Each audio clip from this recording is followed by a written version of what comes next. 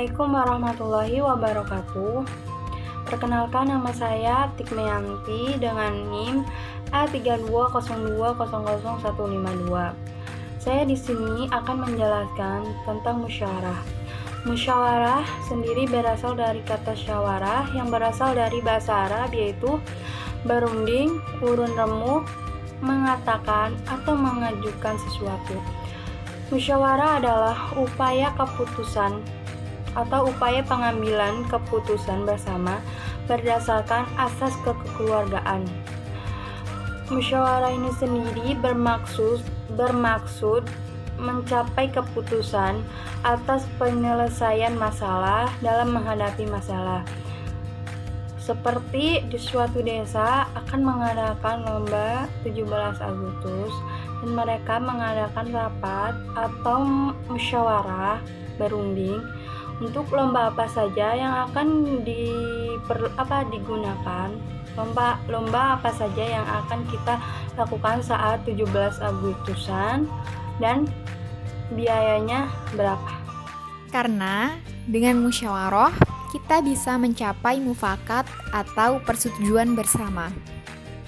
Musyawarah merupakan bagian dari demokrasi dan masih sering dipakai di lingkungan masyarakat. Saat ini, musyawarah sering dikaitkan dengan dunia politik. Pada demokrasi Pancasila di Indonesia, penentuan hasil dilakukan dengan cara musyawarah untuk mencapai mufakat.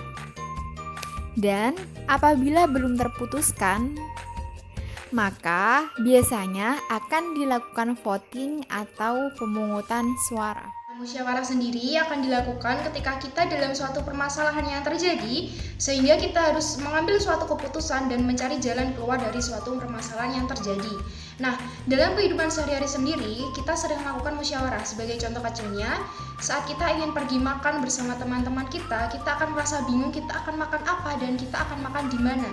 Nah, hal itulah yang membuat kita akan melakukan rundingan atau musyawarah, sehingga kita dapat menentukan keputusan yang mana kita akan makan di mana dan kita akan makan apa.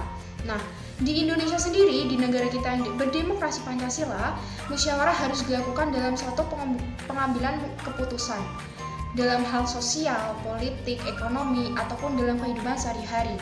Nah, lalu bagaimana jika musyawarah mufakat tidak tercapai atau tidak terlaksana dengan baik? Salah satu jalan keluar adalah dilakukannya voting atau pengambilan keputusan melalui pemungutan suara. Nah, voting sendiri ada dua, yaitu voting terbuka dan voting tertutup.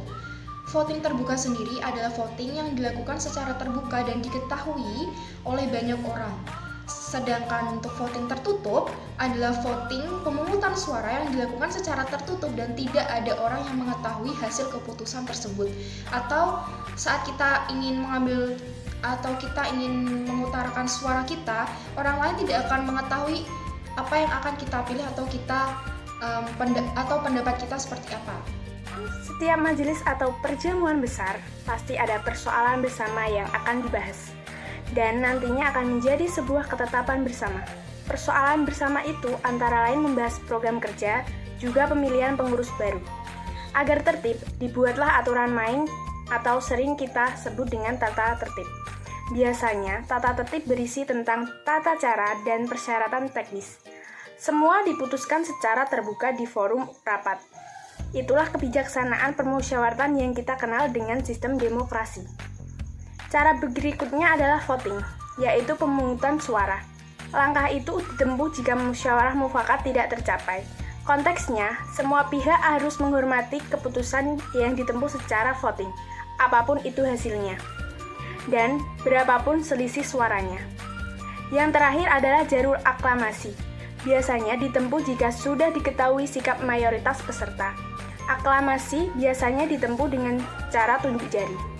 Soal siapa yang memiliki hak suara itu yang diatur dalam tata tertib, biasanya one man, atau perorangan langsung, atau one group, one vote, perwakilan. Ketiga proses pengambilan keputusan itu demokratis di alam demokrasi Pancasila ini. Bisa dilakukan di rapat-rapat DPR maupun Munas partai.